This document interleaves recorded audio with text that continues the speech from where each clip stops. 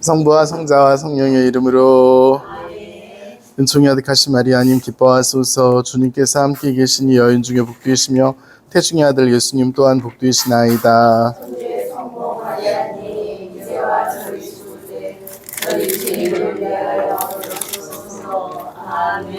성부와 성자와 성령의 이름으로. 아멘.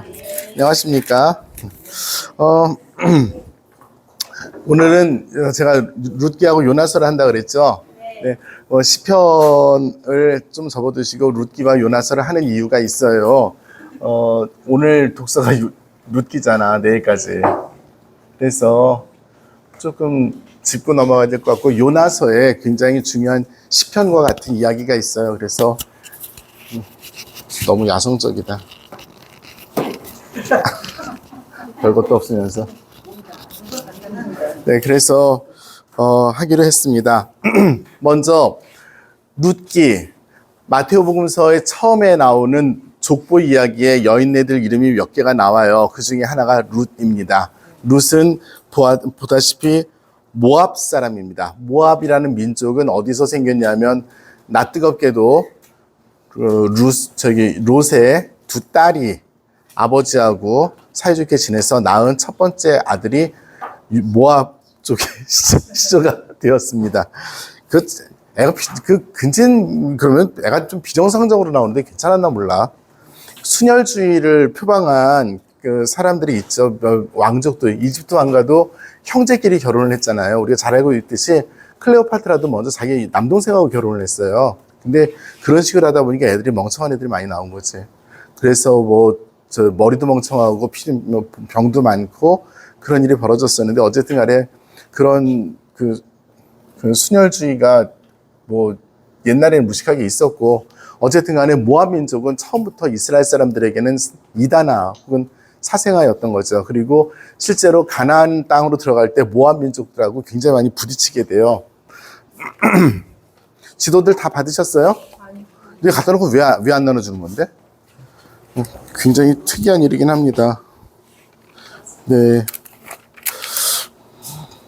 자, 첫 번째 지도 보세요. 첫 번째 지도. 아니, 그걸 왜 안 나눠주고 왜 갖고 있던 거야, 그냥? 지도 필요해요라고 했으면 나눠주라는 얘기겠지? 정신이 왜 없어? 젊은 나이에. 지도는 왜 있어요? 네, 1번 지도. 재빠른 솜씨로 모압을 찾아보시기 바랍니다. 시작. 찾았죠? 네, 거기에 있어요. 모압은 그쪽에 있습니다.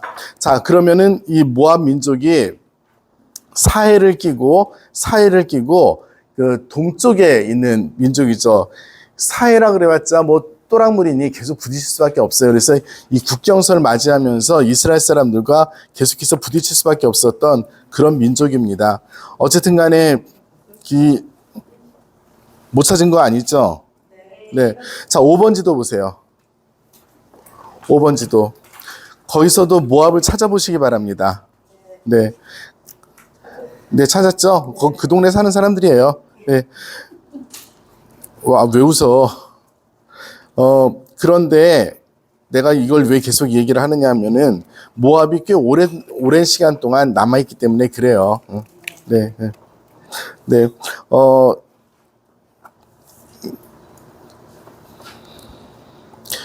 어디 갔냐? 여기 이지도에는 안 나와 있는데, 네, 이지도에는 없습니다. 네,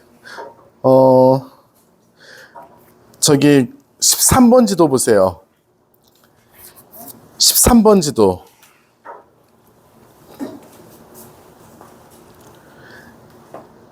거기 보면은 그 모압이 있었던 지역에 모압비티스라고 나오죠. 이름만 바뀌었지만 같이 나오는데, 그게 어느 시대냐면 마카베오 시절이에요. 그러니까 거의 예수님 시절을 거의 가까이까지 와서 그 사람들이 있는 거죠. 그 모아비티스 위에 보면 암모니티스가 있잖아. 암몬족도 그대로 남아있는 그런 형국인 거죠. 그런데 이러한 사람들이 로마 제국과 함께 거의 다 사라지고 맙니다. 그래서, 16번 지도 보세요. 16번 지도 보면 모압이란 말이 거의 사라지고 동네 이름만 남게 돼요. 그래서 로마 제국 시대에 이제 모압 민족이 아예 사라지는 그런 형국이에요. 어쨌든 간에 계속해서 이스라엘 사람들과 부딪혔던 민족입니다.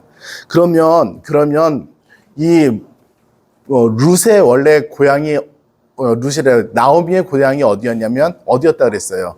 어디로 돌아갔다 그랬어요? 자, 베틀레헴이죠. 자, 베틀레헴을 어디서 찾을 거냐 하면은 판관 시대니까 판관 시대 지도에서 찾겠습니다. 저기 5번 지도에서 모압을 찾으셨죠? 네. 베틀레헴을 찾아보세요. 찾기 조금 힘들 거야.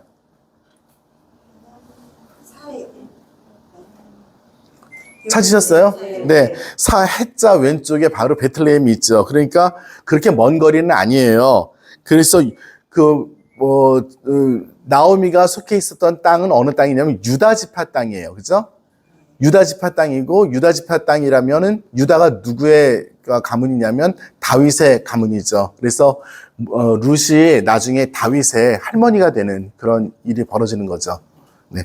그래서 모압 민족인 여인이 이스라엘의 정통 왕조인, 그러니까 남유다 왕국의 정통 왕조인 유다 왕조의 다윗 왕조의 할머니인, 그래서 다윗 혈통이 순혈주의가 아닌 놀라운 일이 벌어지는 중입니다. 그것이 바로 룻기예요. 자, 그러니까 룻기를 그런 눈으로 보게 된다면 굉장히 재미있는 거죠. 그래서 마테오복음서에서도 1장에 여인들 이름이 계속 나오는데 룻이 나와요. 의심스럽게 쳐다보지 말고 룻이 나와요. 믿음을 가지고 믿어. 그냥 구질구질하게 지금 안 찾으려고. 왜냐하면 찾아보면 나오는 거니까. 그래서 당당하게 마테오복음서, 하느님이며 사람이신 예수 그리스도의 복음서, 유태인들을 위해서 쓰인 복음서에도 당당하게 룻이 나옵니다. 그만큼 이 룻은 중요한 거예요. 자, 그러면 여기서 우리 절묘한 걸 한 가지 하죠. 룻기가 언제 쓰였을까? 찍어보세요. 오늘 강론에 써놓긴 했어. 그리고 나는 이런 거 왜 안 줘주더라 맨날. 아이씨. 안 줘도 돼요. 안 줘도 돼? 응. 언제 쓰였을까요? 찍어보세요.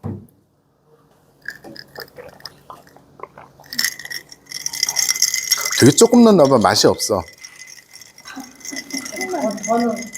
뭔데 이거 뭐는 거야? 홍차? 이게 홍차야? 보리홍차? 이거? 그냥 물에다가 이거 누런 거 섞은 거야? 알았어. 세상에서 제일 맛없는 음료수입니다. 언제 쓰였을까요? 룻기가. 자, 일단 이스라엘 사람들이 이방 민족에 대해서 관용을 갖기 시작한 사건이 그쵸. 뭐라고?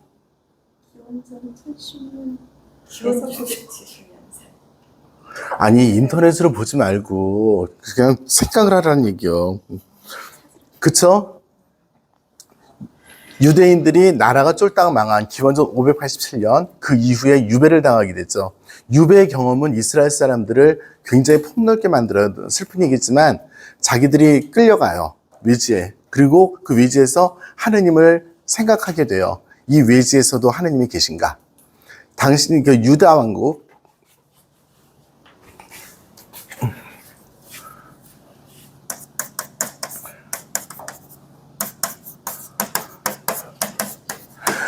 북이스라엘 왕국과 남쪽 유다 왕국은 조금 달라요.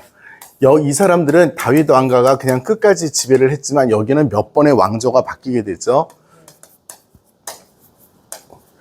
이 다윗 왕가, 남쪽에서 발달된 신학이 뭐냐면 오로지 하나의 하느님, 하나의 나라, 하나의 수도인 예루살렘, 하나의 제사, 오로지 예루살렘에서만 드릴 수 있는 제사, 하느님은 오직 이스라엘 사람들만 위한 이런 생각을 가지고 있는 유일한 그런 생각을 가지고 있어요. 그래서 하느님의 나라인 이 유다 왕국은 절대 망하지 않을 거라고 생각해요. 우리가 너의 왕국은 망하지 않을 거라고 한다면 여기 북쪽 이스라엘 얘기 아니라 남쪽 유다 왕국 얘기예요. 그런데 기원전 587년에 이 나라가 쫄딱 망하게 되죠. 누구한테 망했다고? 네, 바빌론에 의해서 망하게 돼요. 그러면 이 사람들 고민을 하겠죠. 이런 생각들을 가지고 있었는데 이런 생각들이 맞았던가? 라는 질문을 했을 때 안 맞은 거지. 나라가 망했잖아. 하느님은 우리들의 하느님이 아니에요.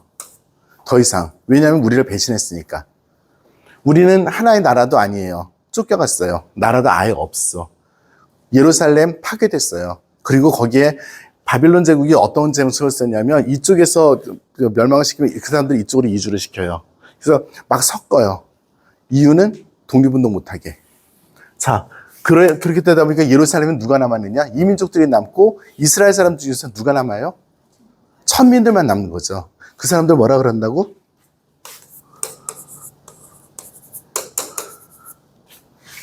안 들어봤어요? 아나빔 혹은 아나빔 들어봤어요? 못 들어봤어요? 못 들어봤어요? 네. 이게 저기 아나빔 혹은 아나빔으로 발음을 하는데 이 사람들은 하느님의 가난한 사람들, 야훼의 가난한 사람들이라고 표현을 해요. 그래서 이 사람들은 누구냐면 예루살렘으로 점령을 해서 바빌론 제국이 뭘 하냐면 고관 대적들을 다 잡아가요. 왕족들 다 잡아가요. 남겨둔 사람들은 누구냐면 천민들만 남겨가요. 우리나라 임진왜란 때 일본 사람들이 제일 많이 들어가는 기술자가 무슨 기술자였는지 아세요? 도공들이었죠. 이 이스라엘 사람들 중에서도 그런 도공들이 이렇게 뛰어난 사람들이 많았었나 봐. 그래서 그런 사람을 다 데려가요. 남은 사람들은 목동들, 천민들밖에 안 남았어요. 그런데 생각해 보니까 이 사람들만 예루살렘에 남아있는 거야. 오히려 이 사람들이 복된 사람들이에요. 딴 사람들은 다 끌려갔는데. 그래서 야훼의 가난한 사람들이라고 표현돼요. 이사야서에서 나오는 이 개념은 하느님의 가난한 사람들, 정말 힘이 없어가지고 아무것도 할 수 없는 사람들에게 오히려 하느님의 축복이 있다는 생각을 가지고 우리들에게 가난한 사람들에 대한 어떤 인식을 새롭게 하는 그것을 많이 써요. 루카복음 4장 18절에서 예수님께서 야훼의 영이 내 위에 내리셔서 가난한 사람들에게 할 때 이 사람들을 먼저 생각한다는 그런 해석들이 굉장히 많이 나와요. 어쨌든 좋습니다. 하느님께 대해서 하느님의 약속에 충실할 수 있었던 가장 가능성이 높은 사람들이 이 사람이었어요. 그런데 이 아나빔을 제외하고 잡혀간 사람들은 이제 노예 생활을 하는 거죠. 근데 노예 생활도 하루 이틀이지 맨날 때리기만 하나 그렇지 않아요. 왜냐하면 그 노예로 데려온 사람들 입장에서도 이 사람들 어쨌든 간에 정착을 시키고 누이를 부려먹고 그 사람들에게 노동력을 빼내고 그냥 재물을 빼내야 되니까 이 사람들 맨날 때릴 수만은 없어요. 그래서 이스라엘 사람들의 특성상 이 사람들이 워낙 잘 뭉치니까 약간의 그 자치권 이런 것도 인정하기 시작합니다. 특별히 이 바빌론 제국과 전쟁을 치르고 새로운 왕국을 개설해서 장악한 나라가 어디냐면 어느 나라예요? 페르시아죠. 페르시아는 이 남쪽 유다의 유민들이 페르시아를 지원해요. 바빌론이 꼴보기 싫어가지고. 그래서 바빌론 제국이 멸망하는데 약간 도움을 주어요. 그러니까 바빌론을 없애고 나서 이 페르시아 입장에서는 이 유대인들하고 잘 지낼 필요가 있었던 거죠. 적어도 처음에는. 그래서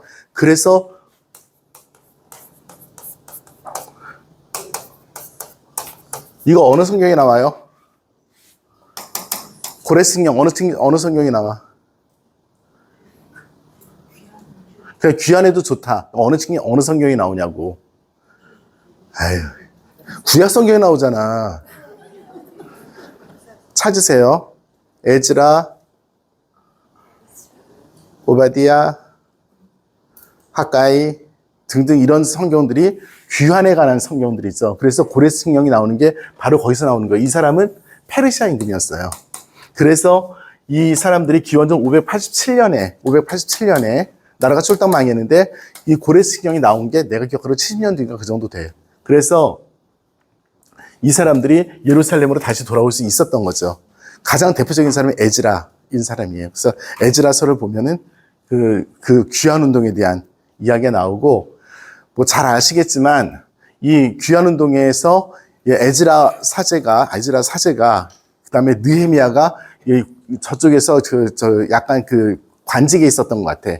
이 두 사람이 중심이 되어서 사제와 정치가가 중심이 되어서 귀환 운동을 주도를 했고요. 그 사람들이 내세운 왕이 있었어요. 잠재적으로. 그 사람이 누구냐면 누구예요? 스룹바벨이라는 사람이에요. 스룹바벨. 들어봤죠? 네.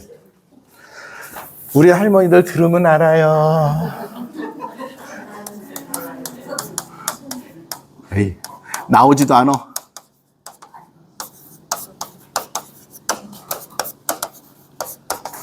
우리 인간적으로 이 세 사람 이름은 꼭 귀환운동에서 알아주시기 바랍니다. 어느 나라 치하에서 일어난 일이라고? 별을 보고 점을 치는 페르시아. 네.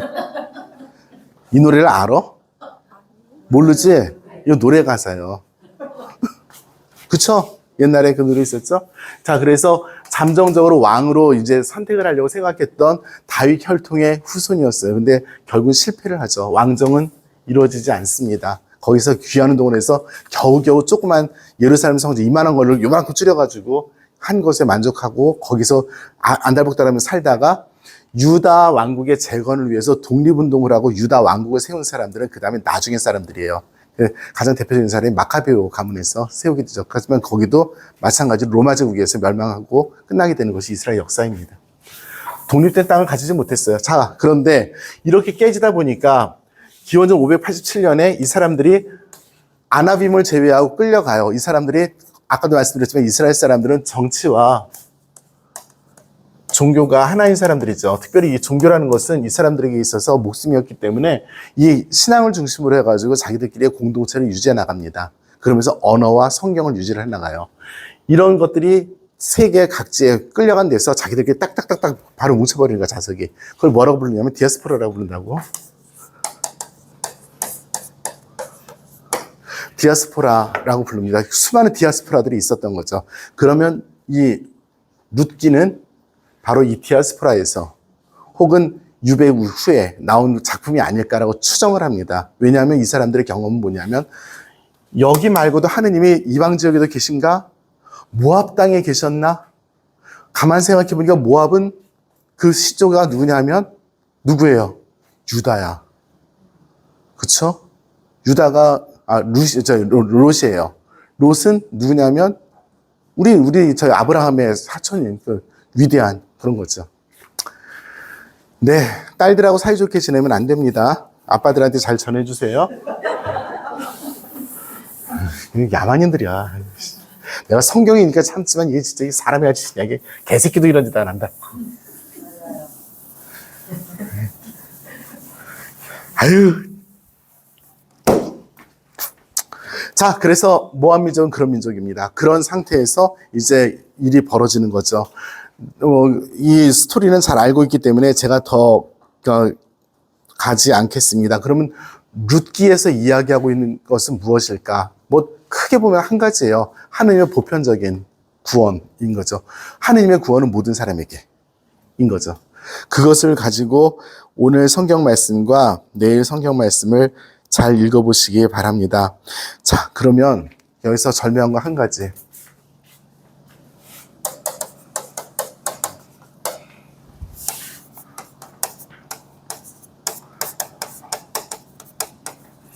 우리 역사서 사무엘기 한다고 그랬나? 어디서 사무엘기 한다고 그랬지? 여정,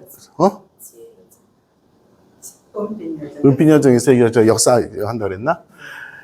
판관기와 왕정을 이야기하는 사무엘기 사이에 놀랍게도 룻기가 있어요. 너무 재밌죠?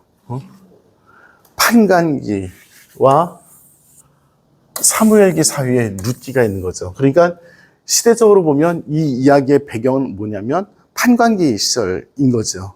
왕정이 있었으면 벌써 얘기가 벌써 끝났겠지. 그러니까 이 시대의 이스라엘 사람들의 정체성이 유배 시대의 정체성하고 지금 똑같은 거예요. 지금 혼란스러워요. 그러니까 뭐 잘 아시겠지만 일단 유다 왕국만 이야기하면 그 예루살렘 밑으로는 저기 농사가 안 돼요. 그리고 사해에는 물고기 안 살아요. 그러니까 어쩔 수 없이 인근 사람들하고 안 잘 지낼 수가 없어요. 먹을 게 없으니까 서로 먹을 게 없어요. 다 목축하면서 경계선 드나들어야 되고 그러다 보니까 베틀레헴에 있는 사람들이 모압 지역에 가서 그냥 목축하다 보니까 예쁜 아가씨들이 있으면 결혼도 할 수 있고 금지되는 건 금지되는 거고 결혼을 해야지. 결혼도 하라고 있는 건데 결혼을 해보셨죠? 네, 그런 거야. 아니 왜냐하면 하느님께서 우리들에게 주신 생명들을 나만이 아니라 공유를 해야지. 그건 하느님의 창조 사업에 맞는 거고요. 그러니까 저기 일반 사람들은 율법 그 규정들하고는 별로 그렇게 크게 와닿지 않은 혼돈의 시기에 살고 있었던 거예요. 유배는 완전히 달라요. 시대가 벌써 500년이 지난 시대예요. 이 사람들은 알고 있어요. 우리의 정체성을 알고 있지만 이 사람들의 정체성은 막 그 여러 종교가 혼용돼 있었던 그런 상태예요. 자, 판관 중에서 우리가 아주 좋아하는 판관, 손이 세 개인 삼손. 삼손은 어느 지파 사람이에요? 단지파 사람이에요. 단지파. 자, 지도 보시겠습니다. 단. 어디로 볼까냐면은 어디로 볼까요? 5번 지도죠? 네, 5번 지도 보세요. 단지파를 한번 찾아보세요. 네, 거기만 있는 거 아니에요. 네, 거기도 있죠. 네, 거기도 있어요. 네, 삼손이 어느 쪽 단일 것 같으세요? 네, 밑에 단이에요. 네, 밑에 단이에요. 밑에 단인데 여기 그 지역에 이방인 여인들이 그렇게 이뻤대. 농담이 아니라 실제로 여기 이 동네 사람들이 옛날부터 뭐 까만 3단 머리도 어쩌고 저쩌고 실제로 그랬대요. 그리고 삼손 시절에도 민족들 간의 통혼이 있었던 시절이고, 그리고 삼손이 괴력을 발휘했지만 그가 살아왔던 윤리적인 생활을 보면 이건 죽일 놈이잖아. 그렇게 보았을 때 이 판관 시대나 룻의 시대나 어떤 신앙적인, 민족적인, 정치적인 그 어떤 정체성이 분명하지 않은 거예요. 그러니까 유배 후에 이 책들을 버리지 않고 기억을 하면서 어떤 것을 하려고 했냐면 교훈이라는 것이 있어요. 그러면 안 된다는 교훈들이 있는 거예요. 그러니까 룻기에서는 뭐가 있냐면 하나님의 보편적인 사랑의 메시지와 함께 우리가 민족으로서의 정체성을 지키기 위해서는 무엇을 하면 안 된다는 그런 가르침들이 있는 거죠. 룻기와 그 판관기에서 이렇게 하면 안 된다는 그 가르침들이 어떤 것들이 있을까? 그건 뭐 책을 읽으면 나올 수 있는 거죠. 결국은 어떤 하느님께서 모든 사람을 구원하신다는 그 배움을 뼈아프게 겪고 있는 것이 이 룻기의 이야기이고, 판관기 역시 그런 요소들을 담고 있는 그런 부분들이 있어요. 굉장히 많은 판관들이 다른 민족들과 대항해서 싸우지만 삼손 판관의 이야기 같은 경우에는 룻과 비슷한 어떤 민족 간의 어떤 이런 이야기들까지도 포함한, 들릴라는 이방인 민족이었잖아요. 그렇죠? 네. 네, 그렇습니다. 그런 얘기를 하고 있습니다. 그래서 룻을 잘 이렇게 이야기하는데 그냥 시어머니에 대한 충정심이 아니라 하느님의 넓은 자비라는 차원에서 보면은 좋을 것 같아요. 그냥 말장난 그냥 하나 하겠습니다. 오르파라는 사람이 이제 둘째 며느리 있죠? 네, 둘째 며느리. 그 오르파라는 말이 목덜미일 수 있대요. 그래서 뭐 뒷모습 보면 배신자지? 꼭 그렇게 볼 건 아닌데 어쨌든 그렇습니다. 자, 룻기 보시겠습니다. 책으로 룻기를 보세요.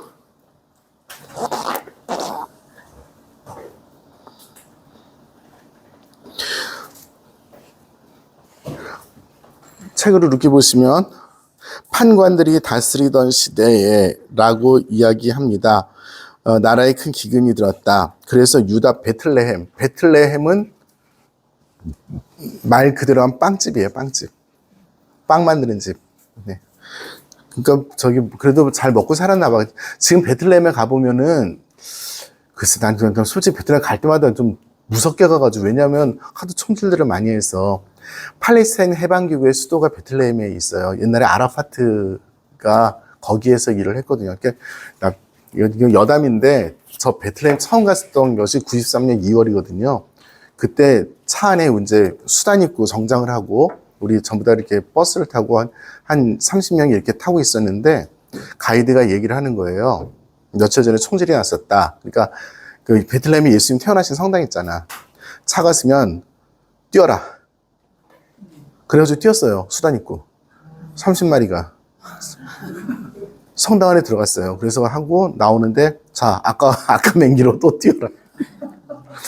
근데 느낌이 그때 뭐 이렇게 보여주는데 어디 벽자국에 총자국도 이렇게 있어가지고 베틀레헴이 처음부터 나한테 안 좋았거든. 근데 갈 때마다 느끼는 게 이스라엘 정부가 정책적으로 그 아랍 지역이니까, 거기 아랍 지역이에요. 지금 아랍 사람들 많이 사니까 개발을 안 해요.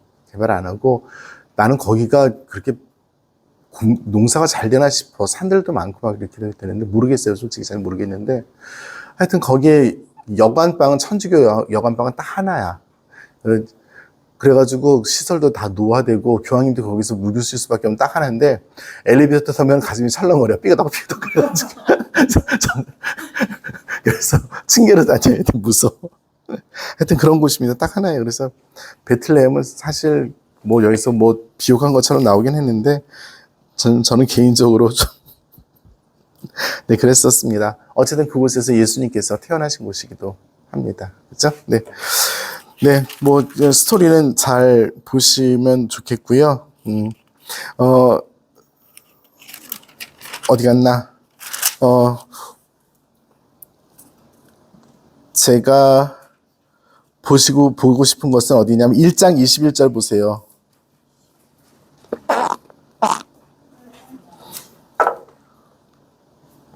1장 21절 보면은 나오미가 부르는 노래가 있습니다. 네, 시편에 나오는 여러 가지 한탄들과 같이 비교해서 보라고 말씀드리는 중입니다. 나 아쉬움 없이 떠나갔는데 주님께서 나를 빈손으로 돌아오게 하셨답니다. 모압에 가서 다 털리고 왔대.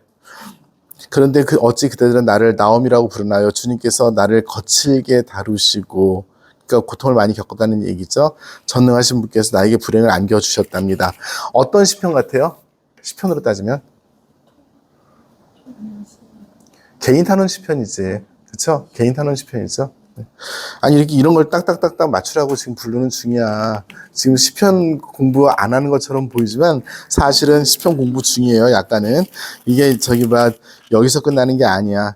자, 보아스가 보아스 해가지고 결혼합니다. 그래서 뭐 둘이 잘 살고 잘 살다가 뭐 잘났고 잘 살아서 다윗의 뭐가 됩니다. 네, 4장 18절 보세요. 4장 18절이 아니구나. 4장 16절 보세요. 4장 16절. 나오미는 아기를 품에 안았다. 룻이 나온 거죠. 나오미가 그 아이의 양육자가 된 것입니다. 와우. 나오미가 그 이웃 아낙네들은 그 아이의 이름을 부르며 나오미가 아들을 보았네. 네, 나오미가 손자를 봤는데 아들을 보았네. 그러니까 이 아들이 비록 룻에게 태어났지만 유다 혈통을 타고난 것처럼, 네, 이스라엘 사람들 자존심 대단해요. 그 이름을 오벳이라고 했는데 그가 다윗의 아버지인 이사이의 아버지다. 증조 할아버지네. 고조 할머니인가? 그렇게 되면 뭐 어떻게 하세요? 네. 아휴, 족보는 개나 따지는 거요. 사람 따지는 거 아니야. 사람은 사람일 뿐이요. 가장 귀한. 페레츠의 족보이다. 페레츠는 어쩌고 낳고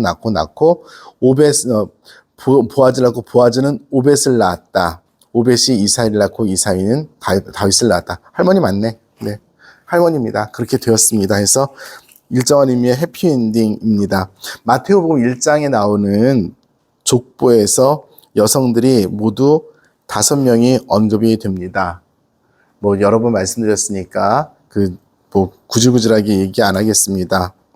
라합, 룻, 우리아의 아내 마리아, 그리고 타마르, 이렇게 5명이 언급이 됩니다. 누군지 다 아시죠? 네. 타마르, 네, 타마르가 또 이렇게 또 시아버지하고 사이좋게 지내셨던, 네. 개족보야. 네, 요나서 보겠습니다. 요나서는 어디 붙어 있는 거야? 요나서 어디 있대요? 에휴, 한참 뒤에 있죠? 네. 아우.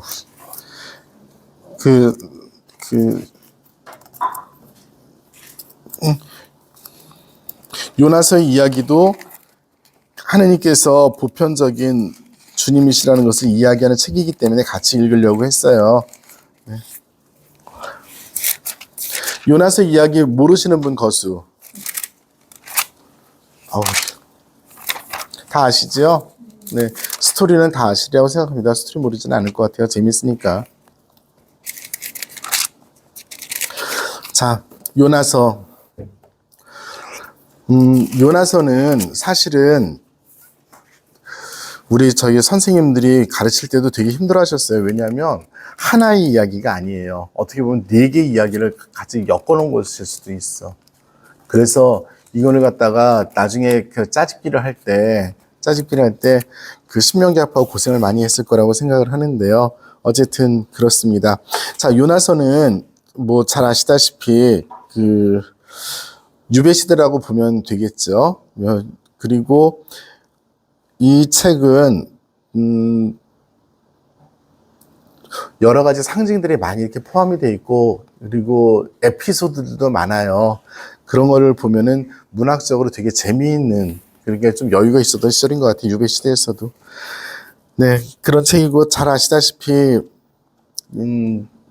하느님의 보편성에 대해서 이야기하는 그런 책입니다. 자, 뭐 다 아시겠지만 스토리를 하면 하느님께서 요나를 뽑으셔가지고 니네베라고 하는 곳으로 가랍니다.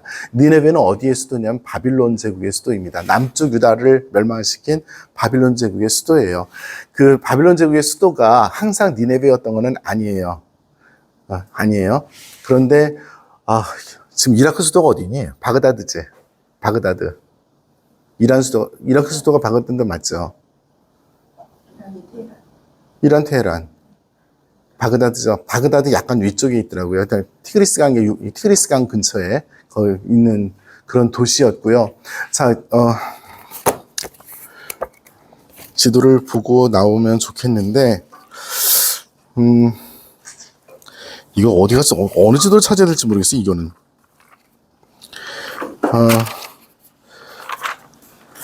에라, 모르겠다. 그래서 10번 지도 보세요.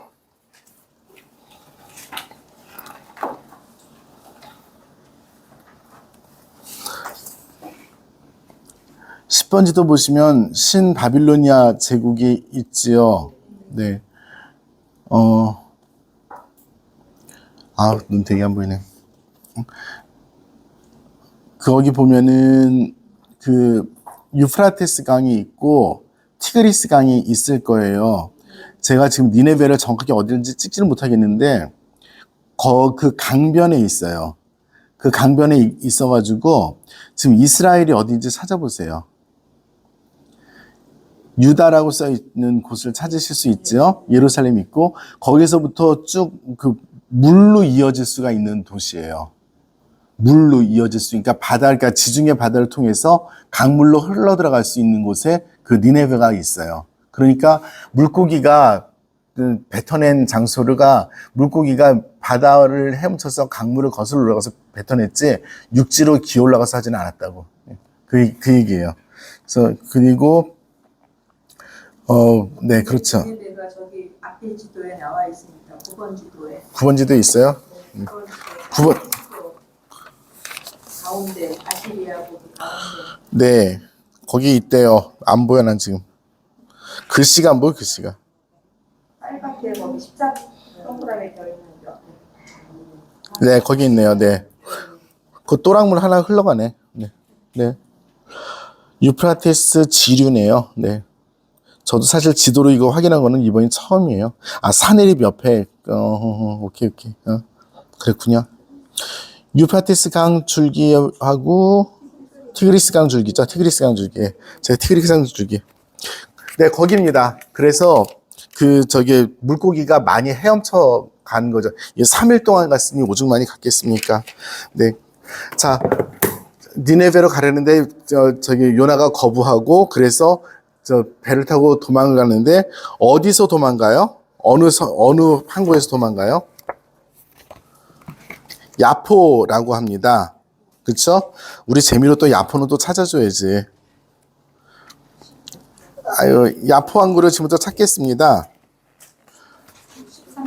13번 지도를 찾으려고? 네, 13번 지도에도 있을 겁니다. 네, 13번 지도에만 있는 거는 아닐 겁니다. 6번 지도를 보십시오.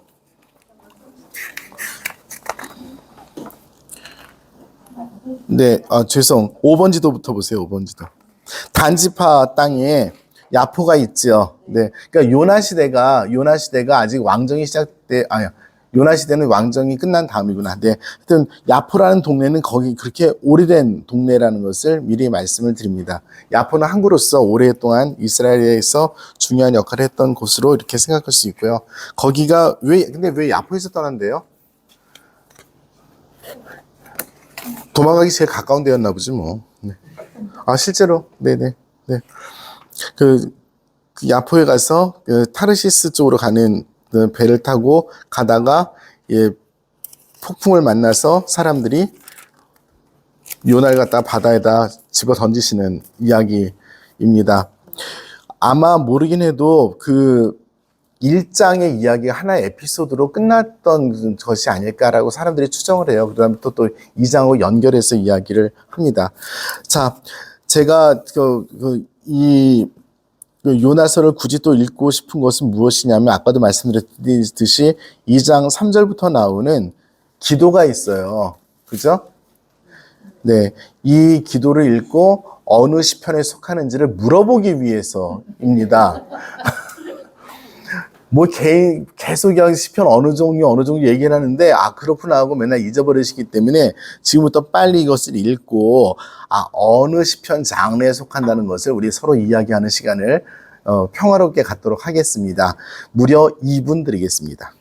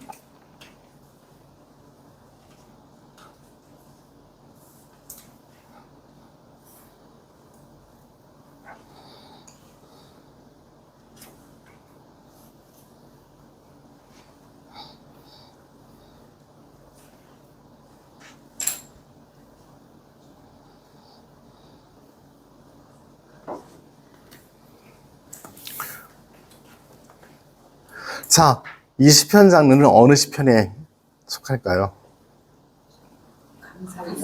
감사 시편. 좋습니다. 또 탄원이 있나요? 탄원?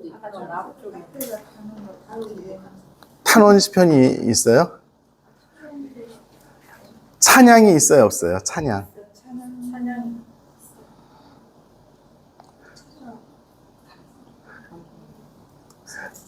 교훈 시편이 있나요? 교훈?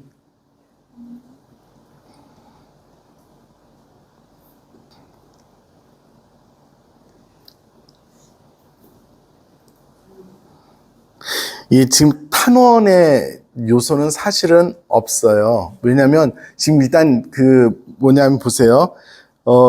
결론이 난 상태에서 감사를 드리고 찬양을 드리는 것이 많지, 지금 내가 어떻게 해야 될지 모르니까 살려주세요 내용이 아니잖아. 그렇죠? 그러니까 탄원은 아닌 거지. 감사하고 찬양이죠. 근데 교훈 시편을 내가 왜 물어봤냐면, 여기 보세요. 8절 보세요. 제 얼이 가득해질 때 저는 주님을 기억하였습니다. 주님을 기억한다는 게 뭐예요? 주님의 역사를 기억한다는 거잖아. 그죠? 약간의 교훈 시편의 요소들이 있다고 볼 수가 있는 거죠. 그리고 이게 전례와도 관계론이 되어 서원을 내서 제물을 바친다는 등, 그러니까 이 짧은 시편 하나에 뭐가 다 들어가 있는 거예요, 이게. 그래서 이게 어느 하나의 성격만이 아니라 굉장히 다양한 성격이 들어있어서 사실 어떻게 보면 시편에 거의 모든 요소가 들어가 있는 그런 기도가 이 기도예요. 그래서 이거는 같이 한번 읽어봤으면 좋겠습니다. 네. 주여 낙 있고 극한 곳에서, 우리 연도 이렇게 바치죠? 네. 딱 처음 시작이 그거잖아. 그쵸? 깊은 구렁 속에서 주께 부르짖사오니 이렇게 시작하는 똑같은 거예요. 그러니까 이게 제가 왜 이 말씀을 드리냐면 전승들이 굉장히 다양한 전승들이 있는데 짜깁기를 했을 때 그 전승들이 서로 영향을 줄 수 있었다는 거죠. 자, 제가 곤궁 속에 주께서 주님을 불렀더니 주님께서 저에게 응답해 주셨습니다. 저승의 뱃속에서 제가 부르짖었더니 당신께서 저의 소리를 들어주셨습니다. 당신께서 바닷속 깊은 곳에 저를 던지시니 그 물이 저를 에워싸고 당신의 그 모든 파도와 물결이 제 위를 지나갔습니다. 그래서 제가 이렇게 알았습니다. 당신의 눈앞에서 쫓겨나니고 이제 제가 어찌 당신의 거룩한 성전을 다시 바라볼 수 있겠습니까? 물이 저의 목까지 차오르고 시면이 저를 에워쌌으며 바다가들이 제 머리를 휘감았습니다. 저는 산의 뿌리까지 내려가고 땅은 빗장을 내려 저를 영원히 가두려 하였습니다. 그러나 주 저의 하나님, 당신께서는 부러움에서 제 생명을 건져 주셨습니다. 제 어린 아기께 있을 때 저는 주님을 기억하였습니다. 저의 기도가 당신께 당신의 거룩한 성전에 다다랐습니다. 헛된 외상들을 섬기는 자들은 신의를 저버립니다. 그러나 저는 감사기와 함께 당신께 희생제물을 바치고 제가 서원한 것을 지키렵니다. 구원은 주님의 것입니다. 자, 성전이라는 것도 많이 나오고요. 서원도 나오고 제물도 나오고 찬양의 노래도 그 지금 목이 깔딱깔딱 하는데 당신의 성전을 기억합니다. 그렇죠? 이거는 철저하게 남쪽 사람들일까요? 북쪽 사람들일까요? 남쪽 사람들이에요. 남쪽 사람들이에요. 그렇죠? 네. 그런 걸 보시면 좋겠고 성전이라고 하면은 뭐 잘 아시다시피 이스라엘 사람들에게는 뭐 모든 것이 중심이 되는 그런 곳이니까 그런 요소를 발견할 수 있는데 이 장 하나만 놓고도 하나의 시편이 될 수 있는 그런 충분한 요소가 되어 있는 거죠. 그래서 아니 무슨 물고기 뱃속에 들어갔다고 갑자기 이렇게 사람이 변할 수는 없잖아. 그렇죠? 이 1장 철저하게 어떤 역사적인 내레이션이라고 한다면 2장은 철저하게 시편인 거죠. 그래서 완전히 다른 두 개의 이질적인 장르가 하나의 것으로 이렇게 되어 있으면 뭐 묶어놓은 거죠. 뭐. 자, 3장에 보면 주님의 말씀이 두 번째로 니네베에 가서 어쩌고저쩌고 합니다. 그래서 그 니네베 사람들이 회개하는 것이죠. 5절 보세요. 니네베 사람들이 하늘을 믿었다. 니네베 사람들이 하늘을 믿기가 좀 힘들었겠죠. 실제로 일어나지 않은 일이었을 거고요. 그 바빌론 사람들이 이스라엘의 하느님을 믿은 적은 없겠죠. 그런데 니네베 사람들이 하늘을 믿었다고 이야기해서 니네베가 존속하고 있었던 이유를 그런 식으로 설명을 하는 거고요. 거기에 보면은 니네베 6절 니네베 임금에게 전해지자 그도 왕좌에서 일어나 겉옷을 벗고 잘옷을 걸친 다음 잿더미 위에 앉았다. 그리고 모든 짐승도 먹지 말고 모든 짐승도 다 잘옷을 입고 재를 뒤집어 써라 이렇게 얘기하는데요. 그 옛날 풍습인 것 같아요. 그러니까 재를 갖다 이렇게 여기 쌓아놓고 계속 뿌리면서 기도하고 말하고 이렇게 해서 사람이 이렇게 그 필요하다면 죽을 때까지 그런 식으로 이렇게 누구를 위해서 기도하거나 저주하거나 막 이럴 때 회개하는 차원을 그렇게 했던 것이 그 옛날 전승으로 남아 있는데 이게 뭐 로마 시대에도 그런 사람들이 있었던 것 같아요. 그러니까 이게 몇 천 년 된 전통인 것 같아요. 그래서 죄를 뒤집어 쓴다는 것은 죄가 뭐예요? 그러니까 죽고 나면 그게 되는 거죠. 그래서 극단의 선택을 하는 방식들이 그였던 것 같아요. 어쨌든 간에 니네베가 뭘 잘못했는지 모르지만 니네베가 돌아섭니다. 그리고 니네베가 쫄딱 망하지 않게 해주십니다. 하지만 이 요나서의 저자는 이미 바빌론이 멸망하는 것을 보았을 가능성은 높아요. 그러니까 멸망에 대한 이야기를 하죠. 그리고 4장에서 하느님의 보편적인 사랑에 대해서 이야기합니다. 네가 아무것도 하지 않은 그 나무, 아주까리 나무에 대해서 화를 내는데 그 니네베에는 11절이 4장 11절 보세요. 그런데 하물며 오른쪽과 왼쪽을 가릴지도 모르는 사람이 12만 명이나 있다. 오른쪽과 왼쪽을 가릴지도 모르는 사람을 뭐라고 불러요? 치매? 애기들이에요. 아이들. 애기들. 예. 그래서 공동번역 성경에는 어린아이가 12만 명 이런 식으로 번역을 했어요. 그래서 원래 번역은 오른쪽과 왼쪽을 가릴 줄 그러니까 모르는 사람 이 번역이 맞아요. 그래서 보편적인 것에 대해서 이야기를 하고 있습니다.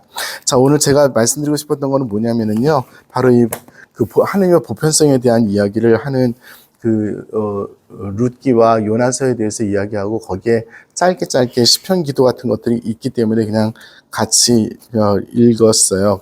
자, 우리 예수님께서 기적을 원하는 이 시대에 보여줄 수 있는 것은 요나의 기적밖에 없다 라고 말씀을 하셔서 요나가 3일 동안 물고기 뱃속에 있다가 밖에 나왔듯이 당신도 무덤 속에 3일 동안 계시다가 밖으로 나온다는 것을 말씀해 주셨던 기억이 우리들에게 있습니다. 그래서 요나의 표징, 요나의 기적이라고 한다면 예수님의 부활의 표징이에요. 그런데 그 예수님의 부활의 표징 안에서 요나가 했던 기도를 아까 우리가 기억을 한다면 우리가 어떻게 하느님 안에서 부활을 이렇게 생각할 수 있는가를 그 시편 안에서 많이 발견할 수 있을 텐데요. 특별히 거기에서 새롭게 됨에 대해서 이야기하는 부분들, 특별히 하나님의 사랑에 이렇게 흠뻑 젖어서 보편적인 하나님의 사랑에 우리가 젖어드는 그런 모습들은 굉장히 중요한 것으로서 볼 수가 있습니다. 네, 대충 이 정도 말씀드리고요. 자, 마지막으로 한 가지만 이야기하겠습니다.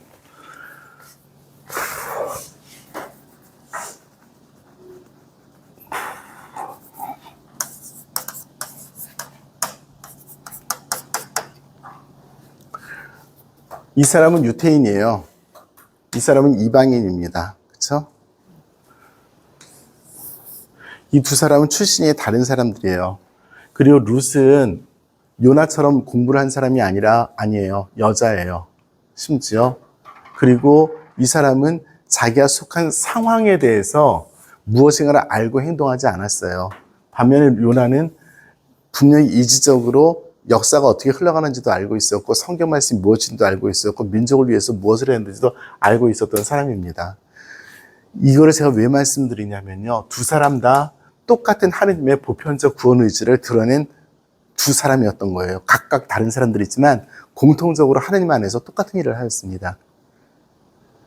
이분은 우리가 좀 기억을 했으면 좋겠는 게 다른 방식일 뿐이에요. 그냥 다른 방식일 뿐이지 다른 걸 이야기한 게 아니거든요. 다른 걸 보인 것도 아니고 하느님께서 항상 우리들보다 더 많은 수를 가지고 계시고 더 많은 방법들을 가지고 계시다는 것을 믿는 것부터가 보편성을 믿는 거예요.